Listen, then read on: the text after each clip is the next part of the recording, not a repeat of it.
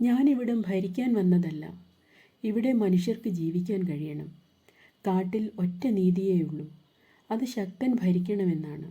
അല്ലാതെ ശക്തിയുള്ളവരെല്ലാം ചേർന്ന് അതില്ലാത്തവരെ അടിമകളാക്കണമെന്നല്ല.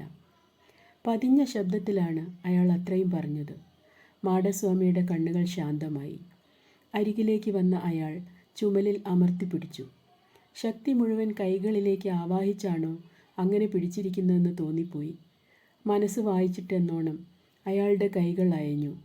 വളരെ മൃദുവായി ചുമലിൽ തലോടിയിട്ട് അയാൾ തിരിഞ്ഞു നടന്ന് പാറയുടെ മുകളിലിരുന്നു. അയാൾക്ക് ഭസ്മത്തിൻ്റെ മണമായിരുന്നു. അയാൾ തിരിഞ്ഞപ്പോൾ വീശിയ കാറ്റിന് കുന്തിരിക്കത്തിൻ്റെ ഗന്ധവും. മാടസ്വാമിയുടെ സ്പർശമേറ്റ ചുമലിൽ നിന്ന് ഏതോ ഒരു ശക്തി ശരീരമാകെ പടർന്ന പോലെ. അദ്ദേഹത്തിൻ്റെ ചുമലിലും കഴുത്തിലും നിറയെ കുങ്കുമം പൂശിയിരിക്കുന്നു. മറവന്മാർ ഈ നാട്ടിൽ നിന്നും സ്വന്തമാക്കിയതെല്ലാം അരയാലിൻ്റെ ചുവട്ടിലുണ്ട്. അതെല്ലാം നാട്ടുകാർക്ക് തിരികെ കൊടുക്കണം. സ്വരുക്കൂട്ടിയത് സംരക്ഷിക്കാനുള്ള ശേഷി ഇന്നാട്ടുകാർക്കുണ്ടാകണം. ശങ്കരൻ ഗുരുവാകണം.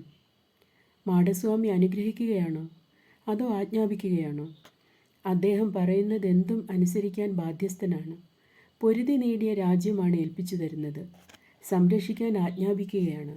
അനുസരിക്കണം. ഏതോ ഉൾപ്രേരണയാൽ അദ്ദേഹത്തിൻ്റെ മുന്നിലെത്തി പാദ നമസ്കാരം ചെയ്തു. ചുമലിൽ പിടിച്ച് എഴുന്നേൽപ്പിക്കുമെന്ന് കരുതിയെങ്കിലും അതുണ്ടായില്ല. മാടസ്വാമിയുടെ കാലുകൾ പിന്നിലേക്ക് നീങ്ങിയതറിഞ്ഞ് മുന്നോട്ടാഞ്ഞെങ്കിലും ഒന്നും കാണാൻ കഴിഞ്ഞില്ല. ബോധമുണർന്ന തറയിൽ നിന്ന് എഴുന്നേൽക്കുമ്പോൾ മാടസ്വാമി അവിടെ എങ്ങും ഉണ്ടായിരുന്നില്ല. ദൂരെ നായകളുടെ കുര കേട്ടു. ഓടിയാലും എത്താത്ത ദൂരത്തിൽ അദ്ദേഹം നടന്നു പോകുന്നു. ഇരുവശവുമായി നായകളുമുണ്ട്.